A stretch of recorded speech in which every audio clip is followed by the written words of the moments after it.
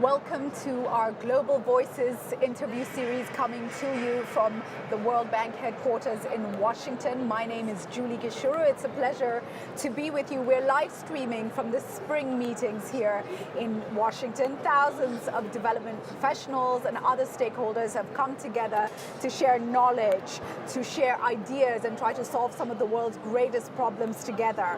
And I'm particularly excited because with us today to share his perspective and his work is Chef Jose Andres. He's an award-winning chef, owner of Think Food Group and founder of World Central Kitchen, but he simply describes himself as a chef and humanitarian. Thank you so much for making time to talk to us. Thank you for having me. You've just come back from Mozambique.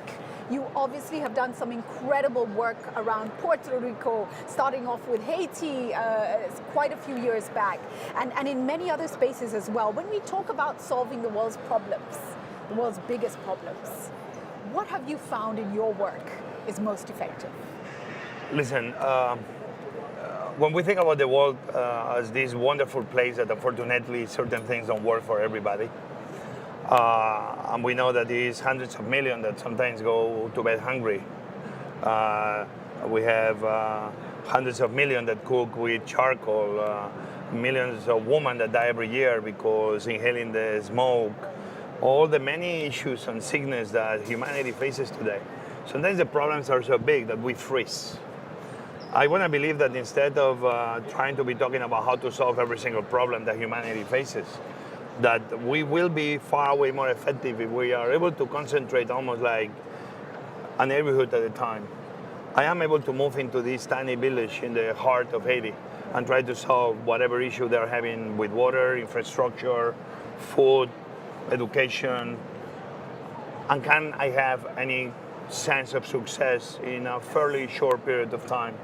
Again, we are a very small NGO, but what we try to do is specifically that. We try to go to a place that we identify, that we know that the problem is big enough, but the scope of the problem is something we feel we can achieve it in partnership with the local community. That's what I will suggest everybody doing. When we're here at the World Bank, I mean, the World Bank has a lot of responsibility on their shoulders. And the men and women of the World Bank, I do believe overall they do an amazing job.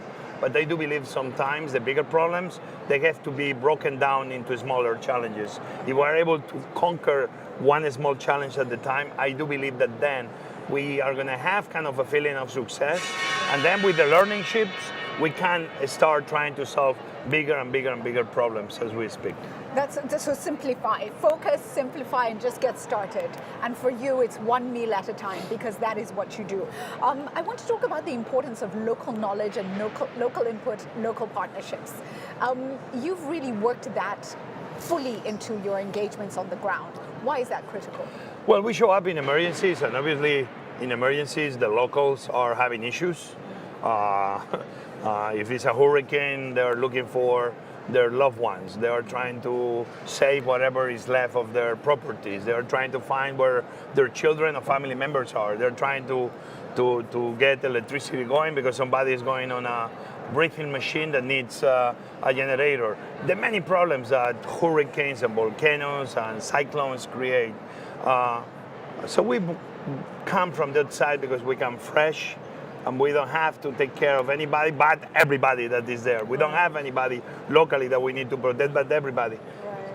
And once we start this operation, the people that are okay to join us, we are always being able kind of to, as we call, bring them in. Right. And thanks to their knowledge of the local situation is why I feel we are always able to feed people so quickly. Why? Because they tell us where we can find food. They tell us what restaurant may be good for us to hire, rent, or the local owner donated to us so we can start creating the first kitchen to start feeding people. Right. They tell us where the local farmer has food that has been saved from the emergency and he starts selling us. They know where we can go to a local school that local students can join us and we can start even hiring them. You see, locals are vital to be quick and fast on emergencies. And then beyond the emergency, locals are vital to learn from them what their experience tells them that really is what they need to our organization, for us being able to keep partnering for them in the long road to reconstruction. Right. That's what we always try to do. Locals know best. We need to empower local voices. Locals know best. We need to empower local voices, and that is, that has not been the model often used. And so it's fascinating to know that that does work, and it yields fast results. That's absolutely critical. I want to understand how you ensure benefits in the longer term, because you come in to deal with emergency situations typically. How do you create sustainability? Listen, everybody is dreaming of being sustainable, right? Yeah. And it starts in very different situations. Trying to follow up with the previous question, right? A way to be somehow sustainable. We are feeding this woman and these families in Peacock refugee camp, which was almost the first refugee camp open in Beira in Mozambique.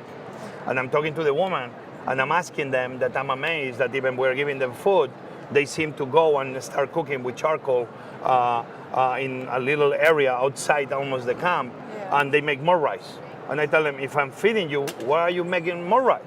And quite frankly, I look like stupid, but I don't mind to share this idea with you. Is because you are not giving us enough food. I'm like, what happened? You want more chicken? Say, no, we will love more rice. If you give us more rice, the chicken is plenty. We want the rice. All of a sudden, by having that simple communication, for me it was easy to give more rice, to double the quantity we were providing with the chicken. And all of a sudden, in the process, that woman, 3-4 days later, she told me, now I don't need to be cooking with charcoal anymore. In that moment, somehow we are becoming more sustainable, because in the process of feeding thousands and thousands of people, it's going to be the requirement of a lot of charcoal only to feed the people in the refugee camps itself. So any area, it's an opportunity used to start change. But obviously you need to create a market where people can afford the goods that they need to help their lives prosper and improve. I'm a cook and I love to cook, as you know, talk about the clean cooking. If we're able to provide every family, that's a way forward sustainability. Because the main issue that sometimes we don't talk about, why charcoal is not good, is one that nobody thinks sometimes. When you have gas in your home and you need to boil or cook, you turn on the gas, and when you don't need it, you turn off the gas. Right. You don't use more than what you need to. But poor people using charcoal, when they light up the charcoal, sometimes they finish cooking, and 1-2 hours later, that charcoal is still burning. Okay, that's extra charcoal, extra money that they are not using, that they are actually putting the money into the smoke in the air. People sometimes are poor because we don't give them the tools to be any richer. I know entire communities that are poor because money that should be invested into education, sanitation, health, vacation, whatever else they want to spend the money on right now is going into smoke. The key for sustainability sometimes is making sure that the poor people don't spend more money than they have to into their daily lives. Cooking is one of them. We need to make sure that we help them save money. In the process, they become richer. They try to move away from extreme poverty. That's so powerful, because that extra smoke and that extra burning is also smoke inhalation happening, most likely. So I want to come just to the training aspect, right? You work with a lot of people. You have volunteers all around the world, and people are happy to stand up and say, we want to do what we can. As much as we are part of maybe the victims, we want to help. You also have people outside who are saying, we want to help in any way we can to alleviate the suffering of other people. When you go into communities and train, how do you ensure that you're leaving them with skills that they can then use in the future? We need to understand that when we go into emergency, our main role is trying to feed as many people as we can. So we try to bring experts, meaning people that know how to cook massive quantities of food. Right. But always we need more and more volunteers. Use Mozambique. We had in these 2 kitchens, probably in every one, more than 40 women that they're helping us peeling the local onions we're buying, the local tomatoes we're buying, the local potatoes, the local roots that they are selling us, and they are all there singing many parts of the day as they are peeling and washing and chopping. Many of those women, they know how to feed their families, but some of them they had experience before in cooking and feeding so many people at the same time.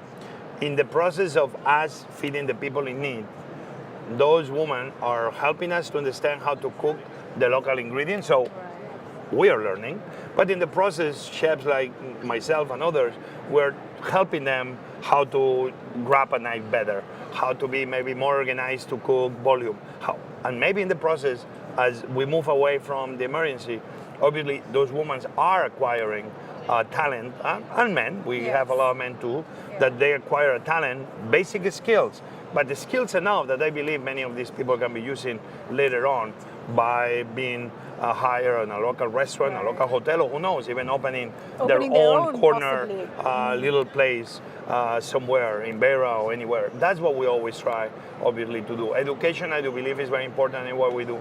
That's why chefs are natural teachers in a way. We are who we are because somebody before us taught us about how to cook, taught us about how to clean, how to wash, how to cut, and naturally when we go somewhere, I always love to see the chefs, men and women that go to support in these emergencies, how they are always this kind of educators in chief. They are always sharing what they know with everybody. Amazing. 2 final questions for you. Give us an indication, how many meals do you think your organization is serving up on a daily basis around the world? Well, again, we are a fairly small organization, but in the last only in the last 2 years alone, we've been close to 7.5 million meals. So it only tells you that for a small NGO, and this is not, if we want to cook volume, we can. That number could be hundreds of millions. But we cook very specifically in the places that are really need, in the super forgotten areas, the super poor areas, those areas that sometimes the system forgets because the world is a very big place. And we try to be this kind of organization that if nobody shows up, we don't mind to take the lead. But if the big NGOs show up, we'd like to cover the blind spots and the black holes. So, I can tell you that today we are in the north of 22,000 meals in Beira. And today we are in the north of 15,000 meals in Cucuta, Bucaramanga. And probably we're still doing for some reasons because it's been some instability in Guatemala around Escuintla. We are doing 1,500 meals right there. We are still in Tijuana, and probably in Tijuana we're doing another 3,000-4,000 meals. So today alone we are doing in the north of 30-something thousand meals, close to 40. So today alone. So this only gives you an image of how this organization that quite frankly was never supposed to be what we are, somehow when we see the need, we only adapt and respond. I'm totally inspired. Please just Google, take a look at World Central Kitchen, the work they're doing, learn more about Chef Jose, and I hope you feel inspired too. My final question for you. So your next meal you're cooking at home, what's it likely to be? Well, I came back home yesterday after almost a month away for my private business and for the NGO business, which I love. And my wife made for me this very traditional Spanish fideos con almejas, which are these kind of short noodles with clams. And quite frankly, it was delicious. And I cannot wait to be back soon. And it's one of my favorite dishes. I'm so happy she made it for me. We're happy she's cooking for you and taking care of you as you feed the rest of the world. Thank you so much for making time to be with us. It's been a pleasure. Thank you. Thank you for joining us, and keep watching. So many more interviews coming up. Don't go away. Boom. Thank you, guys. Hey, you're the best.